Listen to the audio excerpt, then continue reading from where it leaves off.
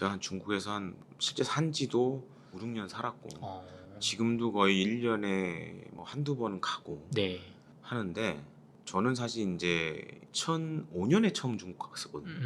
이제 어학연수를 한 반 하고 이제 거기서 뭐 조그맣게 사업도 하고 그랬는데 제가 겪어본 중국 생활 중에 지금이 최악이에요. 아, 지금이 최악이다. 최악이에요. 근데 그게 이렇게 외국인 신분에서도 그게 느껴질 정도인가요? 느껴지죠. 왜냐면 제가 있었을 때가 이제 후진타오 원자바오 시대였으니까. 네.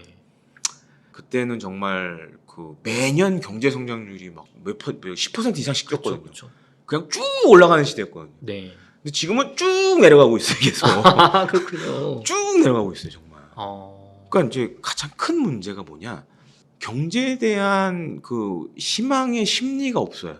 아, 중국인들이. 네.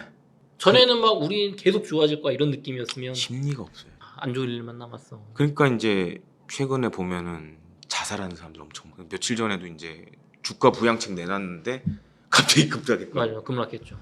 아파트에서 막 뛰어내렸어요, 사람들이. 아, 망했다는. 맞아요. 그 부동산 그 막 아니 베이징이 중국에서 제일 집값이 센 데 중에 하나잖아요. 그쵸. 반토막이 났다니까, 반토막이. 수도조차 반토막이 나. 그 지금 100억짜리 집이 50억이 됐어요. 그 이제 그러다 보니까 어떤 일이 생기고 있냐? 그 지금 중국의 50대, 60대들은 이제 개혁 개방의 성과를 가장 많이 본 사람들 아니에요. 그쵸. 재산 있죠, 네. 집 있죠, 네. 차 있죠, 애들 교육 다 했죠. 이제 은퇴만 남았어. 먹고 살만해. 맞아요. 이 사람들 생각이 뭐냐? 돈 안 쓰겠다. 최소한으로 쓰겠다. 그다음에 지금 저와 나이가 비슷한 뭐 50대, 40대들. 네. 자, 차 있어, 네. 집 있어, 돈도 좀 있어, 조금 모았어. 애도 있어. 네. 근데 아이들 사교육비를 최소화하겠다. 중국도 사교육이 어마어마합니다. 말도 못해요. 우리나라급이에요 거의. 엄청나군요. 그쪽도. 그래서 이제 저도 이제 친한 중국 기자가 있는데 네. 방학 때 애 과외 뭐 학원 보냈는데 한 달에 한 300, 400 썼대요. 우리나라 돈으로. 우리나라 돈으로. 근데 걔 월급이 뭐 많아야 우리나라 돈으로 한 200. 뭐 와, 그럼 막 두 200, 달치 300. 두 달치. 맞벌이 이제 하는데. 와, 다 그럼 쓰는 이제 거네 진짜. 부부가 한 400, 500 되겠죠 합치면. 네. 한 절반 이상을 사교육비에 쓴 거예요. 방학 때. 엄청나네요. 네. 안 하겠다 이제. 그래도 조금 잘 사는 분이잖아요. 그 좀 중산층은 되는. 차 있고 집 있고. 와, 근데도 재산 좀 있고. 감당이 안 되는구나. 그러니까 경기에 대한 희망이 없으니까 네. 경제에 대한 사교육비 최소화하겠다. 더 절망적인 건 2030. 취업도 안 돼. 돈도 없어. 네. 그냥 탕평족이라고 하죠. 탕핑족이라고 하죠. 네. 아무것도 안 하겠다. 그러니까 최근에 이제 중국에 관련된 이제 여러 가지 SNS를 보면 네. 중국에서 집값이 제일 싸거나 물가가 제일 싼 데로 2030들이 몰려가요. 아. 돈을 최소 조금만 쓰면 되니까. 그쵸.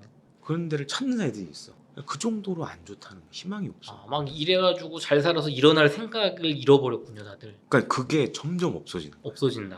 그러니까 지금 문제가, 그리고 더 큰 문제가 네. 중국 정부가 악순환의 고리로 좀 들어가고 있어요. 그 경기 부양책 한다면서 주식시장에 돈을 쏟아부었잖아요. 그쵸. 근데 뭐 저도 주식한 사람은 아니지만 객관적으로 경기가 회복될 거라는 시그널이 있어야 뭘 하는 거 아니에요. 지금 시그널이 너무 없어. 아, 첫 번째 문제, 미중 관계 안 좋죠. 그쵸. 미국으로 전기차나 이런 거 수출하기 쉽지 않아요. 맞아요. 트럼프 되면 관세가 장난 아닐 거예요. 더 지금보다 고관세로 갈 거예요 아마. 맞아요. 그래서 인공지능 개발하고 뭐 한대지만 우리가 잘 생각해 봅시다. 자, 중국이 인공지능을 만들었어요. 네. 근데 인공지능을 사용해야 되는 프로그램들 네. 잘 보세요. 윈도우, 그다음에 우리 스마트폰, 네. iOS, 애플의 네. iOS, 안드로이드, 이거 다 어디서 만들어요? 미국이나 뭐 이게 서방에서 하는 거죠. 미국이 만들잖아요. 그쵸. 여기에 들어가게 하겠어요? 이 프로그램 안에? 그쵸. 못 들어가게 하는 거죠. 절대 막아야죠. 수단과 방법을. 그리고 지금 잘 보시면 이제 그 전기차, 특히 네. 이제 스마트 기능을 가진 전기차들, 그거 못 들어오게 막겠다 미국 정부가 하잖아요. 네. 지금 중국에서도 그래요. 테슬라 운전자들은 네. 중국 그 정부의 주요 기관에 못 들어가요. 아, 차가요? 테슬라 차를 갖고 못 들어가. 어. 막아놨어. 왜냐? 아. 테슬라 보면 이제 서버가 네. 그 미국에 있잖아요. 그쵸. 그러면은 테슬라 차에서 찍는 카메라들이 다 찍을 텐데 그쵸. 그 정보가 미국으로 갈 거예요. 그래서 이제 중국 정부가 중국에서 테슬라 차 모은 사람들은 정부 기관에 못 들어가게 막아놨어요. 아 그래서 판매량 떨어지는 것도 있군요. 불편하죠. 불편하니까. 공무원들 안 사지. 그쵸. 자기네 차 사지. 맞아요. 이제 그러면 이제 비슷하게 할 수도 있는 거죠. 미국도. 그쵸. 중국 차는 미국 정부 기관에 못 들어가. 어... 똑같이 하면 되잖아요. 맞아요. 예. 안 돼. 유럽도 이제 그렇게 되면 하겠죠. 그쵸. 어? 안 된다고? 우리 차 가지고 못 들어간다고? 예를 들어서 뭐 벤츠나 BMW 차에 그쵸. 이 스마트 기능 위해서 뭐 이런 것들 카메라를 이용한 것들 해서 뭐 이게 서버로 가야 되는데 만약 중국 정부가 똑같은 조치를 내린다. 그럼 유럽에 있는 유럽 국가들도 그러겠죠. 중국 차 우리 정부 기관에 못 들어가. 똑같이 해야죠. 비례대로. 네. 사실은 그건 우리 정부도 어쩌면은 그쵸. 생각해 볼 수 있는. 네. 왜냐면은 생각해보세요. 중국 전기자동차가 지금 안 들어와 있지만 물론 일부 들어와 있지만 네. 그 예를 들어서 이제 뭐 BYD나 뭐 이런 차들 들어온다고 생각해보세요. 얘 차에 있는 카메라나 이런 게 다 이제 컴퓨터로 제어되고 네. 서버는 중국에 있을 텐데 이런 차를 가지고 예를 들어서 뭐 국방부 들어간다. 야, 이거 합참을 들어간다. 용납할 수 없죠. 안보적으로. 물론 이제 블랙박스 뭐 하고 한다 그래도 지금은 블랙박스 외에 다른 카메라들도 많잖아요. 차에. 맞아요. 엄청난 문제가 될 수 있어요. 이거. 그러네요. 네. 그래서 이제 그런 것들이 갈수록 더 강화될 겁니다. 미국이든 유럽이든 우리나라도 향후에 그렇게 될 수 있어요. 이게 또 경제 관점에서 보던 거랑 지금 말씀 주신 대로 국가 안보적인 관점에서 요 전기차 스마트 AI를 보는 게 확 달라지네요. 지금 느낌이. 그리고 중국의 AI는 아마 중국 내에서밖에 못 쓸 거예요. 그렇죠. 아무리 싸도 지금 외국에서는 용납할 수가 없으니까. 그러니까 저 더 큰 문제가 네. 결국에 이제 미국이 들고 나올 카드 중에 하나가 네. 너네 수출하는 뭐 화웨이나 이런 데 넣지 마. 넣으면 안 돼. 북미 수출할 때 조건을 그런 걸 걸 수도 있어요. 그쵸. 중국산 AI 빼라. 그럴 수 안드로이드만 들어가게 해라. 네. 지금도 보면 수출되는 중국산 모델 좀 보면 네. 샤오미나 네. 그렇게 돼 있는 것도 많아요. 그러니까 내수용과 수출용 버전이 달라요. 보면. 네. 그러니까 이제 그런 제약을 걸 수 있죠. 그러니까 중국산 AI에 대한 여러 가지 제약을. 그다음에 전기차도 마찬가지. 그러면 경제가 정말 쉽진 않겠네요. 내수로만 돌아가야 되니까. 그래서 이제 중국 경제 한참 잘 나갈 때는 막뭐 그 당에 있는 사람들, 아 우리 14억인데 내수로 먹고 살면 된다고 말이 안 되죠. 수출해야 먹고 산다는데. 그러니까 이제 또 한 가지 더 큰 문제는 그거예요. 그러니까 옛날에 후진타오 원자바오 시 때는 원자바오 총리가 그런 역할을 했어요. 대외적인 경제 시그널을 항상 줬죠. 걱정하지 마라. 투자하세요 중국에. 그래서 이제 예를 들어서 이제 원자바오 총리 같은 경우는 재임 기간 때 보면 CNN하고 막 인터뷰도 하고 각본 없는 인터뷰를 많이 했어요. 그 정도로 이제 해외 투자자들한테 안 준 거죠. 근데 시진핑 주석이 집권하고 나서 중국의 어떤 가장 큰 문제가 뭐냐? 아 우리가 넘버 2야. 이렇게 된 거 아니에요. 지금 G2. 그렇죠. 근데 후진타오 원자바오 시 때는 G2라고 그랬지만 그렇게 나대진 않았어요. 그거를 자랑하진 않았어요. 근데 지금은 딱 그런 상황이에요. 중국몽 막 이런 얘기 하잖아요. 맞아요. 꿇어 막 이렇게 이런 그리고 고자세. 반간첩법 뭐 이런 거 맞아요. 만들고 투자하겠어요? 못하지. 있는 것도 다 나가는 네. 건데. 그리고 지금 저기 이제 현전, 네. 홍콩 옆에 심천 노숙자들이 어마어마해요. 노숙자들이 막. 그러니까 심천이 네. 개혁 개방을 가장 먼저 한 동네 중에 하나입니다. 그러니까 저도 이제 과거에 가보면 정말 심천은 베이징, 상하이보다도 더 발전된 도시였어요. 약간 막 별천지 느낌이라고 하더라고요. 네. 그리고 홍콩의 영향을 많이 받다 보니 옆이잖아요. 네. 그러니까 이제 중국에서 가장 살기 좋은 도시에 항상 1, 2위를 했던 동네. 근데 지금 거기 많은 해외 기업들이 철수하면서 네. 대량 실업자가 생겼어요. 아유 숙제된 거예요. 노숙자된 사람도 엄청 많아요. 그리고 또 이게 심천이 네. 안 추워요 거기가. 홍콩 옆에니까 남쪽이니까. 겨울에도 한 10몇 도. 그냥 이게 노숙해져서 밖에 자요 그냥. 아. 상황이 그렇게 안 좋다. 참고 말씀드리자면 네. 지금 이제 이 시진핑 주석이 네. 지금 현 경제 상황을 타개할 방법은 세 가지밖에 없어요. 본인이 내려오던가, 새로운 사람이 돼서 일대 전환을 하던가. 두 번째, 그러니까 이 중국 현대사의 가장 그러니까 가장 치명적인 일 중에 하나였죠. 문화대혁명. 문화대혁명. 네, 이런 걸 한 번 더 한다던가. 장기 집권 위해서. 다 그냥 싸그리 눌러버리고. 그러니까 싹을 눌려버리고 진짜 과거 마오쩌둥처럼 한번 빨간 깃발로 중국을 한번 뒤덮는. 정신개조 한번 하고. 네. 세 번째가 대만 침공. 그러니까 이제 경제적 성과가 안 나오면 할 거는 중국 공산당의 수건 사업 네. 통일을 해야겠죠. 그렇죠. 치적으로 이제 넘어가야지. 네, 통일 사업 통일을 해야 되는 방법이 없어요. 그래서 사실은 2012년에 이걸 경고했던 사람이 있어요. 그래요? 네, 그게 누구냐? 원자바오 총리. 진짜요? 중국인이 경고를 했다고요, 이걸? 네. 무슨 얘기를 하냐면 2012년에 이제 원자바오 총리가 네. 임기가 끝나고 내려오면서 네. 내외신 기자들을 모아놓고 얘기를 합니다. 네. 무슨 얘기를 하냐? 정치 체질 개혁을 해야 된다. 정치 체질 개혁의 핵심이 뭐냐? 그럼 왜 해야 되냐? 네. 첫 번째, 우리가 개혁 개방했는데 경제적인 성과를 이루었지만 부의 불공정 분배, 그다음에 부정부패 네. 해결이 안 된다. 이게 유명하죠. 그렇죠. 중국의 두 가지 문제는. 근데 이제 이 후진타오 원자바오 시대를 잘 보시면 이 중국 공산당이 집권하고 나서 처음으로 네. 국민들에 대한 복지 정책이 생겨났었어요. 의료보험이라든가 이런 네. 거. 그다음에 이제 농민들의 세금 관련된 부분을 없애고 그게 어떻게 보면 중국의 경제 성장하는데 많은 도움이 됐어요. 없던 복지 정책이 막 생겨나고 했으니까. 네. 그러니까 경제 성장의 성과를 국민들에게 돌려주는 걸 좀 많이 했어요. 요즘 말하는 공동부유네요, 그게. 그렇죠? 근데 그걸 지금 시진핑 정부는 못 하고 있죠. 말은 하지만. 네. 그 이제 부정부패 문제, 부의 불공정 문제, 이거 해결이 안 된다. 그러니까 그래서 우리 이 공산당과 정부가 정치 체질 개혁을 해야 된다. 이걸 안 하면 개혁 개방의 경제적 성과가 물거품이 될 수 있다. 그럼 지금 들어보면은 돌아가는 걸 보면 딱 맞는 얘기잖아요. 그쵸. 좀 개혁 개방으로 한창 잘 가던 경제가 꼬꾸러지고 지금. 네. 그러니까 우리나라도 잘 보시면 산업화를 하고 네. 민주화를 했죠. 그다음에. 그쵸. 그다음에 정보화를 한 거 아니에요. 네. 이게 3단계가 있었습니다. 대한민국은. 그래서 지금 우리가 이렇게 먹고 사는 거예요, 사실. 근데 중국은 잘 보면 산업화를 했어요. 네. 그다음에 정보화를 했어요. 그쵸. 정부가 네. 했죠. 첨단으로. 근데 하나가 안 했죠, 지금. 민주화를 안 해. 네. 그래서 이제 공산당인데 어떻게 민주화를 하냐. 네. 그런 얘기가 나올 수 있죠. 맞아요. 근데 중국은 잘 보시면 사회주의라고 안 해요. 중국식 사회주의라고 해요. 국식. 네. 그러니까 유연성이 있어요. 어느 정도 움직일 수 있는 유연성이 있어요. 그러니까 네.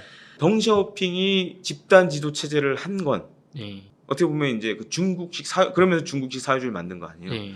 그래서 이제 후진타오 주석이 그 원자바오 총리가 그 얘기를 하면서 두 가지를 얘기합니다. 네. 사법제도를 고쳐야 된다. 사법제도는. 그러니까 지금의 중국의 사법제도의 가장 큰 문제가 뭐냐면 당이 관여하는 부분이 많아요. 재판하는데 이렇게 당이 막 관여하는 거네요. 네. 간섭하고. 그러니까 이상한 판결이 나와요. 그쵸. 법대로 해야 되는데. 그러니까 이제 고위 당 간부들 보면은 이상한 판결을 해버려요. 몇 년 형 때려놓고 나오고 나중에. 그래서 이제 사법 개혁을 해야 된다. 그러니까 이제 사법 기능을 당에서 분리해야 된다. 당의 힘을 축소해야 된다. 네, 당에서 완전히 배제를 시켜야 된다.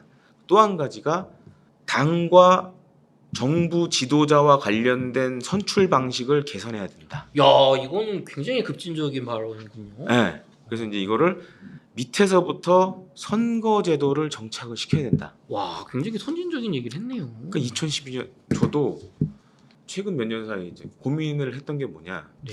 야, 중국 경제 저렇게 안 좋아지는데 도대체 원인이 뭘까?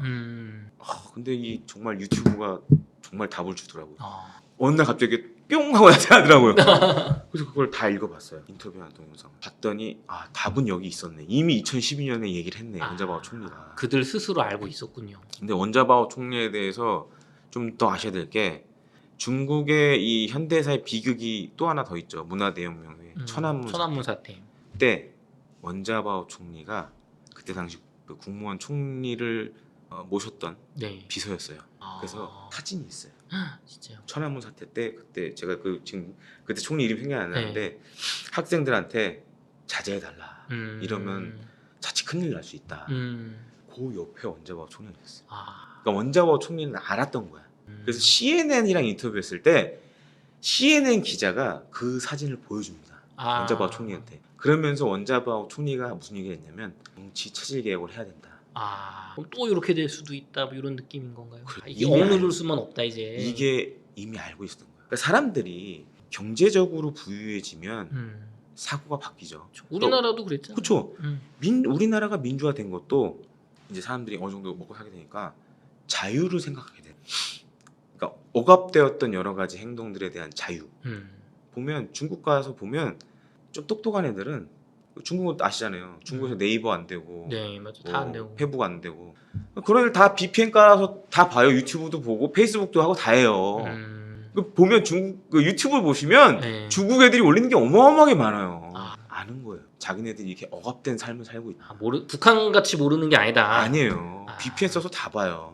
트위터도 하고 페이스북도 하고 다 해요. 좀 똑똑한 애들은 네. 아는 거죠. 그렇지. 제가 유튜브에서 보면서 깜짝 놀랐던 게 뭐냐면 12년도에 그 원자와오 총리가 얘기한 게 유튜브에 있습니다. 그게 이제 CCTV 당시에 저기 이제 생방으로 했기 때문에 거기 댓글을 하나씩 읽어보면 그런 댓글이 되게 많아요. 정말 저 시대 때는 하루하루가 희망찼다. 지금은 그게 없다. 그러니까 지금 이제 90년대생들, 00년대생들 다 그때 초등학교 다니고 중학교 다니고 고등학교 다니던 애들이 그때 엄마 아빠 월급이 해가 가면 올라가는 거예요. 좀 잘 살고. 그다음에 명절 되면 정말 좋은 거 사주고 그 기억이 다 있는 거예요. 지금 자기는 무일푼이다. 먹고 살기도 힘들다. 직업도 없다. 전체적으로 뭐 이렇게 그 어려움을 겪고 있는 건 분명해요. 그리고 이제 물론 그 완만하지만 성장세가 지속되고 있긴 한데 지금 벌써 조금씩 나빠지는 현상이 있거든요. 그러니까 전반적으로 지금 중국이 생각하는 그런 어떤 이 회복 기조 이거에는 못 들어간 것 같다 이렇게 판단이 되고 그러니까 당연히 뭐 정책 실패라든가 이런 얘기들이 나올 수밖에 없는데 잘 아시다시피 중국이라는 데가 사회주의 국가고 그다음에 이제 시진핑이 이번에 3기인데 쭉 해온 정책이 있잖아요. 그러니까 이걸 사실 정책 실패를 자인하고 돌려놓기도 굉장히 어려운 상황인 것 같아요. 그러다 보니까 적절하게 또는 그 획기적인 방법을 지금은 여전히 못 쓰고 있다. 근데 이제 못 쓰는 게 오래 가다 보니까 무슨 생각이 드냐 하면 방법이 없는 거 아니야? 라는 이제 생각까지 이르게 되는 거죠.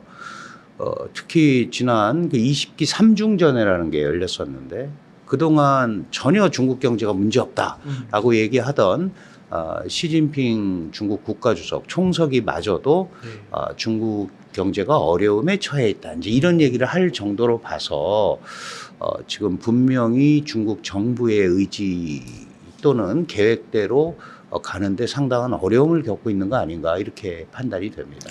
많은 이제 언론에서 뭐 여기서 뭐 구체적인 방법이 나올 거다 이렇게 얘기를 하지만 사실은 방향만 얘기를 하는 거고 그 방향에 따라서 이제 세부 정책들이 나오는 거거든요. 그런데 이 중국 경제가 굉장히 어렵다는 거를 사실은 3중전회가 보여줬어요. 뭐가 보여줬냐면 개혁안을 한 300개 정도 냈습니다. 일주일 회의하는데 그 개혁안이 300개 나왔다는 거는 그만큼 문제가 많이 있다. 그러면 이게 이제 대증요법으로 어떤 현상이 나와서 그거를 처리할 수 있는 방법도 있지만 대증요법 말고 좀 근본적인 방향 설정이 필요한 거 아니냐라고 생각하는 사람들한테는 개혁안이 그렇게 많다라는 거는 하나도 제대로 할 수 없는 거 아니냐라는 생각을 하게 만들었죠. 그런데 3중전의 문건을 자세히 보면 지금 지적하신 대로 지금 현상은 현상이에요.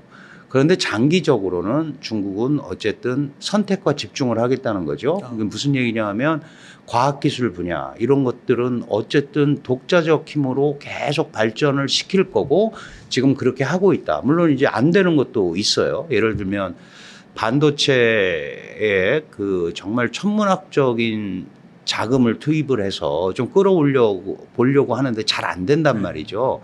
그럼에도 불구하고 중국의 방향은 과학기술로 무장된 사회주의. 이거는 계속한다. 그리고 그쪽 부분에 대해서는 중국의 지속적인 투자가 있을 거다. 근데 전반적으로 봤을 때는 좀 어렵다고 판단을 할 수도 있을 것 같은 게 요즘에 그 중국 부자들의 탈출 러시가 되게 심상치 않다고 하고요. 그 다음에 자본의 탈중국화가 심해져가지고 시진핑뿐만 아니라 공산당 간부 서열 2위, 3위까지도 나서가지고 외국 기업에 가가지고 이제 끌어안게 나섰다 이런 보도가 나오더라고요. 계속 그랬죠. 계속 이제 시진핑 체제 들어서고 나서 이제 상대적으로 좀 사회주의성을 강조하잖아요. 사회주의라는 거는 다수, 절대 다수의 행복, 뭐 이제 이런 사실 이제 일종의 공리주의 원칙을 내세우고 있고, 근데 잘 사는 행복이어야 되는데, 잘 사는 평등이어야 되는데, 사실은 빈부격차도 많이 나고, 그 직접적으로 이제 돈을 쓸 수 없는 사람들도 많이 있지 않습니까? 우리가 뭐 보통 그런 거 얘기할 때 엔겔 계수 얘기하잖아요. 먹는 것도 바쁜데 결국은 이제 그게 가처분 소득이라는 게 있어야 되는데, 가처분 소득이 있는 사람들은 결국은 내가 돈을 쓰면 그게 어떤 형태로든 간에 중국 경제가 화랑이 돼서 그것 때문에 파이가 커져서 더 많은 부를 창출할 수 있다는 생각을 하지 않겠어요? 네. 그런데 지금 말씀하신 대로 이 해외 탈출 러시가 나오는 것은 야, 이렇게 돼 있으면 이 내 자산을 계속 까먹는 거 아니냐라는 생각을 하게 된단 말이죠. 그러니까 이전부터도 있었지만 분산을 하게 돼 있고, 분산을 하는 여러 형태가 뭐 해외에 부동산을 산다든가, 뭐 한때 뭐 도쿄에 그 한 3, 40억짜리 아파트들을 집단 구매하고, 우리도 옛날에 왜 제주도에 와서 별장 같은 거 막 사고 그랬잖아요. 그렇게 해서 이제 돈을 분산하는 거죠. 그런 이제 지키는 노력들이 분명히 있고, 특히 그 홍콩이 이제 그런 창구를 했었는데, 홍콩이 지금 이제 속된 말로 거의 절단났다. 아, 그래요? 그 예, 정도예요? 그 정도로. 왜냐하면 믿을 수가 없는 거죠. 홍콩의 미래도 믿을 수 없고, 중국과 비즈니스를 해야 되는 중간 단계로서 홍콩에 가는데 중국 경제 자체가 자신들이 생각하는 것만큼 올라오지를 않으니까, 그러니까 뭐 예를 들어서 그쪽에 이제 아시아 본부들이 많았어요. 그 해외 기업들에. 이 아시아 본부들이 하나둘씩 철수를 하고, R&D 센터 같은 것도 하나둘씩 철수를 하고, 그 얘기는 더 이상 중국 시장을 과거와 같이 전략 시장으로 안 보겠다라는 뜻이잖아요. 그러면 돈이 빠져나가는 이런 현상들이 계속해서 벌어지면 그게 또 거꾸로 중국 내부의 기업들이나 이런 데도, 아니 해외 기업들도 저러는데 우리가 이렇게 과연 살아남을 수 있을까? 그러니까 이제 그 소위 중산층들마저도 들썩거리는 이제 이런 현상들이 나타나는 거예요. 물론 이제 중국 정부는 강력하게 거기에 대해서 조치를 취하고 있지만 사실 온갖 방법을 통해서 이렇게 빠져나가려고 애를 쓰고 있단 말이에요. 그러다 보니까 사실은 그 중국판 다보스 포럼이라고 하는 보아오 포럼이라든가 이런 데서 계속 지금 말씀하신 대로 최고의 지도층이 우리는 개혁 개방을 계속할 거고 외국 기업들이 와도 동등한 대우를 해줄 거고 전혀 차별을 안 할 거다라는 메시지를 계속 보내고는 있는데, 그게 이제 기업은 굉장히 배타적이잖아요. 이윤에 대해서. 내가 저기에 들어가서 의리로 들어가는 게 아니잖아요. 돈을 벌어야 되는데 과연 중국 경제 흐름이나 이런 거 봐서 내가 저기다 배팅을 할 상황이 되는지를 생각을 해보면 지금은 안 늘리려고 하는 거죠. 투자도 안 늘리고 있는 거를 어떻게든지 좀 더 이상 뭐 속된 말로 감가상각이 되기 전에 갖고 나오겠다라는 생각을 하는 외국 기업들도 많은 것 같아요. 심지어는 중국 토종 기업들도 중국에서 노동 비용도 올라가고 이러니까 뭐 베트남으로 이전한다든가, 물론 이제 거기에는 메이드 인 차이나에 대한 제재가 있어서 제3국으로 가서 하는 것도 있지만 이 중국 기업들마저 이렇게 좀 움직이는 이런 현상이 나오니까 지금 이제 당이나 정부의 지도부는 어떻게든지 붙잡아둬야 되잖아요. 그러니까 계속해서 그 메시지를 보내는 거죠. 우리는 변화된 게 없다. 그러니까 계속 투자해달라. 이런 것들이 지금 올 초부터 계속 반복이 되고 있는 거예요. 그런데 중국이 이제 코로나를 겪으면서 다른 나라보다 훨씬 강력한 봉쇄 정책을 했고, 그 후유증이 또 남아있고, 작년에 리오프닝 정책을 세게 실시한다고 선언을 하면서 여러 가지 조치를 했음에도 불구하고 그게 중국 정부의 생각만큼 안 가니까 그 경제가 사실은 뭐 지표로 나타나는 거잖아요. 그 지표가 해석해 보면 뭐 성장은 5% 했다고 하는데 지표의 성분들이 안 좋은 거예요. 그러니까 예를 들어서 민간 투자는 안 일어나고 그 투자 효과를 끌어올리기 위해서 정부가 투자를 하고 고정자산 투자 같은 경우도 그러니까 민간이 결국은 들어와야 소비와 기업이 활성화되는 건데 그거에 대한 아직 그 자신이 기업들이 없는 것 같다. 그러니까 계속해서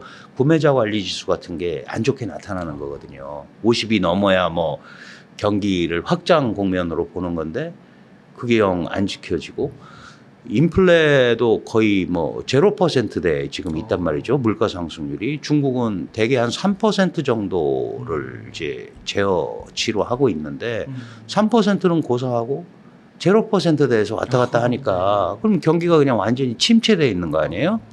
이게 오래 가면 그 잘 아시는 아래 공포가 오는 거죠. 디플레이션이. 그런 것들이 반복이 되면서 중국 정부는 획기적이고 결정적인 어떤 방식을 내기도 어렵고 그렇다고 안 하고 있기도 그렇고 지금 그런 약간 그 진퇴양난의 그런 상황에 처해 있는 것 같습니다. 보통 이제 우리가 그렇게 얘기하잖아요. 중국의 경제를 얘기할 때 이제 3대 뭐 다른 나라도 마찬가지지만 제일 중요한 게 내수고 그다음에 투자고 그다음에 수출이란 말이에요. 그런데 내수 경기가 안 일어나잖아요. 그러니까 기업 투자도 당연히 안 일어나죠. 그러면은 기업 투자가 안 일어나는 거는 이제 민간 투자 부분이 많이 들어와야 이게 선순환 구조가 되는 거 아니겠어요? 그런데 안 되니까 정부의 고정자산 투자, SOC 투자 이런 거는 정부가 돈이 있으니까 하는 거예요. 그러니까 민간 투자 증가율은 아주 낮고 정말 저조하고 그 정부가 하드 캐리하는 이제 이런 투자가 나오니까 전체적으로 투자는 상승을 하지만 그 성분이 정부 주도형 투자란 말이죠. 정부 주도형 투자는 내수나 이런 거보다는 그 SOC 건설이나 이런 데 이제 많이 가게 돼 있는 거예요. 그 다음에 수출이 좀 반짝했었어요. 올 초부터.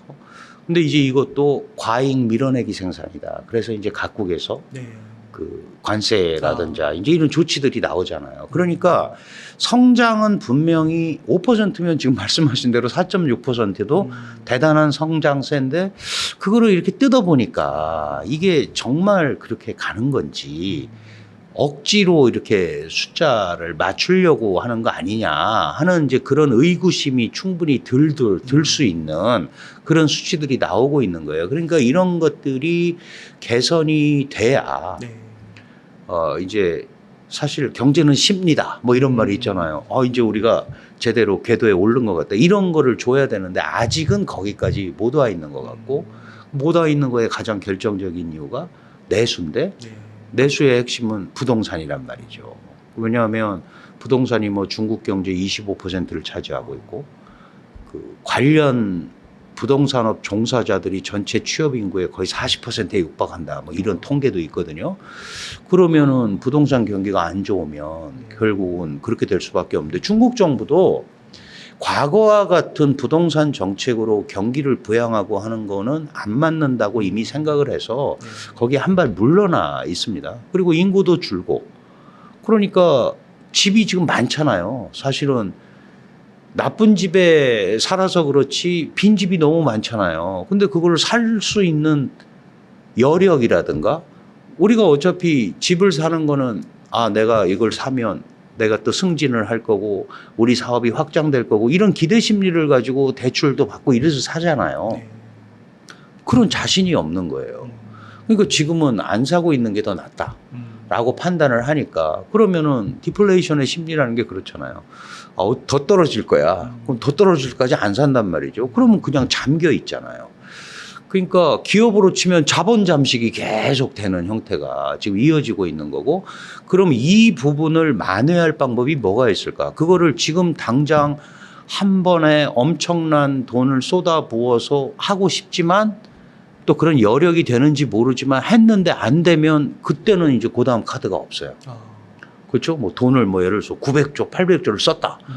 근데 효과가 안 나타나면 그 다음 카드가 없잖아요. 그러니까 부동산은 자체 조정을 일정 부분 하도록 놔두고 다른 분야 말씀드린 대로 이 효과가 나타날 수 있는 과학기술 분야라든가 이런 데다 좀 초점을 맞춰보자. 아마 이제 방향을 그렇게 설정한 것 같습니다. 우선 이 중국 같은 경우에는 이미 금융위기 이 단계에 들어갔어요.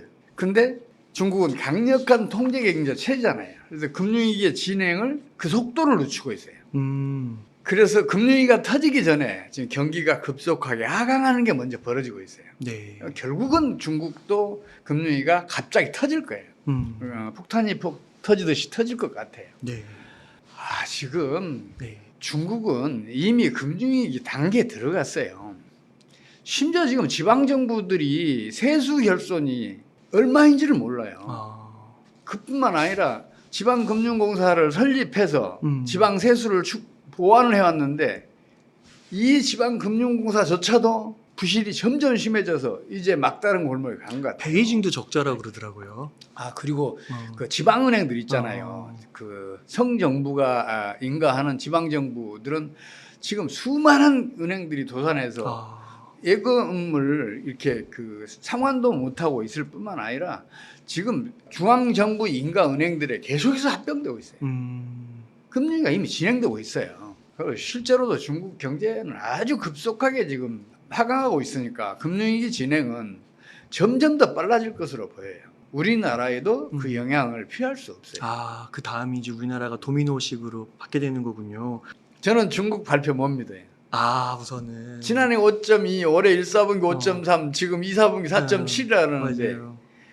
그런 성장률을 기록하고 있는데 노숙자들이 급증한다거나 아니면 그동안에 그 미쉐린 거기에 올라가 있는 그런 유명 뭐 수천석의 테이블을 가지고 있었던 그런 유명 그 레스토랑들이 망하고 파산해서 문 닫고 도망가고 이런 일이 벌어질 수가 없어요. 중국 주요 도시의 상가들은 거의 뭐 철시 상태다시피 하다고 그러잖아요. 그런 보도 우리 그 TV에서 많이 봤잖아요. 중국은 주요 경제 지표들을 외부에 그러니까 외국에 이렇게 누설을 하게 되면 간첩법으로 처벌을 받아요. 그래서 저희가 확보할 수 있는 그 각종 그 성장률을 추정할 수 있는 각종 경제 지표들을 이렇게 취득하는 게 사실상 어려워요. 그런데 어쩌다 다시 이게 이렇게 얻어지는 수가 있어요. 예를 들어서 소매지수랄지 아니면 전력 소비량이랄지 아니면 세수랄지. 세수 같은 건 지금 중국 엄청 심각해요. 금년 상반기까지 지금 그 세수가 지난해보다 2.6% 정도 감소했어요. 소득세는 4.7%인가 감소했고요. 또 그 물품세 있잖아요. 우리 부가가치세 같은 거. 부가가치세. 이것도 4.6%가 감소했어요. 이게 무슨 얘기예요? 돈을 못 버는 거. 그럼요. 생산도 안 된다는 얘기예요. 판매도 안 된다는 얘기예요. 그러니까 세수가 결손이 나는 거예요. 그 정도 감소를 하는 거예요. 그렇다면 중국은 지난해 최소한도 4분기부터서는 마이너스 성장을 했다. 이렇게 판단할 수밖에 없어요. 우선 통계 자체를 의심해 봐야 된다. 그럼요. IMF도 한동안 중국의 성장률을 IMF 통계집에 올리지 않았어요. 뭔가 의심스러워요. 1973년도에 우리나라에도 부끄러운 일이 있었어요. 당시에 이제 대통령 명령으로 소비자 물가 상승을 떨어뜨려야 되는데 이게 안 떨어지는 거예요. 그러니까 그 소비자 물가 지수에 포함된 그 지표들을 조작하는 거요? 대폭 교체를 하면서 그래요. 그 정부 목표대로 이게 수치가 나왔어요. IMF가 그걸 발표를 했어. 그러면서 거기에다가 빨간 도장을 딱 찍었어요. Incredible. 믿을 수 없음. 그리고 마사지를 한 거군요. 그럼요. 통계는 그렇게 조작해봐야 결국은 들통나게 돼 있어요. 이거 올해 뭐 한 4, 5% 성장한다고 쳐요. 그럼 다 하면 어떻게 해야 돼? 그 다음에는 어떻게 해야 되냐고요. 계속 조작할 수밖에 없는데 그 결국에 가서는 들통이 난단 말이에요. 근데 중국 정부가 그런 짓을 하고 있으니까 제가 오히려 답답한 실정이에요. 자기네들도 파악을 제대로 못하게 되잖아요. 그래서 통계만큼은 정확하게 발표를 해야 돼요. 근데 그게 안 되고 있어요. 강력한 통제라는 것은 그러니까 정책의 힘이 아주 막강하면 시장의 힘을 이겨내는 수가 있어요. 그리고 이게 가끔가다 정책의 힘과 시장의 힘이 이렇게 교차를 해요. 지금도 마찬가지거든요.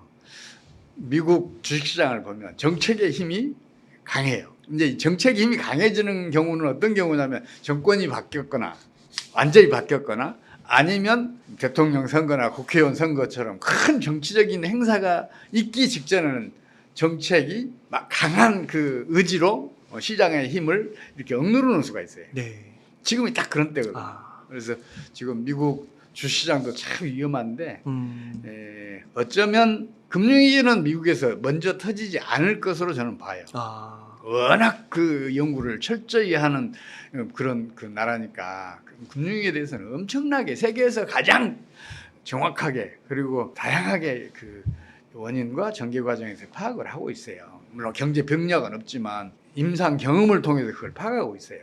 그러니까 그 금융위기가 미국에서 터지는 건 막아낼 수 있을 걸로 저는 봐요. 그러나 세계 어느 나라에선가 금융위기가 터지고 이게 세계적인 금융위기로 발전을 하게 되면 그 타격을 가장 크게 받을 나라도 미국이에요. 아. 정책의 힘이 강하면 시장의 기능을 약화시키잖아요. 시장의 기능을 약화시키면 경제가 이게 그 제 역할을 못해, 제 기능을 못하게 된다. 점점 못하게 네. 되는. 그러니까 중국도 마찬가지란 말이에요. 지금 정책의 힘이 지나치게 강해요. 세계적으로 보더라도 독재 국가이더라도 민주화가 진행이 되면 성장률이 높아져요. 민주국가이더라도 민주화가 후퇴하면 성장률이 낮아지고 결국은 쇠락해 가요. 세계사에서 단 한 번도 그 반대 사례가 없더라고요. 그래서 그 정치 민주화, 거기에 따른 경제 자유화 이런 것들은 경제 성장의 필요 충분 조건이란 말이에요. 전제 조건이에요. 그래서 중국 경제는 당분간 목전에 두고 있는 금융위기도 순조롭게 극복하지 못해낼 뿐만 아니라 그 이후에도 중국 경제의 경제난은 상당 기간 지속될 것 같다. 그게 제 판단이에요. 경제적 자유가 극단적으로 억제되고 있잖아요. 정치적인 민주화를 막기 위해서 경제의 활동까지 제약을 가하고 있잖아요. 경제 활동이 위축되면 당연히 성장률은 떨어지고 경제 성장률이 떨어지면 그 안에서 사업을 하는 그 기업들 혹은 개인들은 당연히 손실을 볼 수밖에 없어요. 결국은. 네. 중국 사람이든 혹은 홍콩 거주민이든 부자들은 홍콩을 서둘러서 떠나잖아요. 지금 그 세계에서 네. 그 소득 대비 이 주택 가격 비율이 가장 큰 데가 홍콩이었었는데 지금 싱가포르한테 추월당했잖아요. 아, 그래요. 그만큼 싱가포르 사람이 가는 거예요? 아, 그럼요. 아. 지금 싱가포르는 거의 14년 전 소득을 한 푼도 소비하지 않고 저축에 겨우 살 수 있을 정도로 주택 가격이 많이 올라와 있어요. 이것도 거품이란 말이에요. 이것도 꺼질 것 같아서 싱가포르도 장차 타격이 좀 클 것으로 보고 있어요. 그런 대표적인 데가 호주 또 대도시도 그렇고 밴쿠버, 캐나다 서부 쪽 이제 중국인들 이주 많이 했잖아요. 네. 우리나라 사람도 많이 가 있고. 예, 뭐 그런 지역을 중심으로 해서 타격이 클 거로 저는 보고 있는데 지금 홍콩은 먼저 지금 이제 추락하고 있다고 봐야죠. 그걸 보여주고 있는 거군요. 먼저. 저는 불가능하다고 봐요. 어. 단적으로 제가 먼저 말씀드릴게요. 왜 그러냐면요. 사람이든 기업이든 이익이 많이 나는 곳에 투자를 해요. 그동안에 중국이 성장률이 심지어는 2008년, 2009년 전 세계가 금융위기 늪에 빠져서 헤맬 때 대부분 국가들이 마이너스 성장을 할 때 그때도 중국은 9%, 10%, 심지어는 11% 성장도 했어요. 경제가 급속하게 성장한 게 무슨 의미예요? 부가가치가 그만큼 빨리 늘었다는 얘기 아니에요. 부가가치가 뭐예요? 기업의 이익률이잖아요. 그렇죠. 기업의 이익이 커지면은 세계의 모든 기업들은 중국 시장으로 가지요.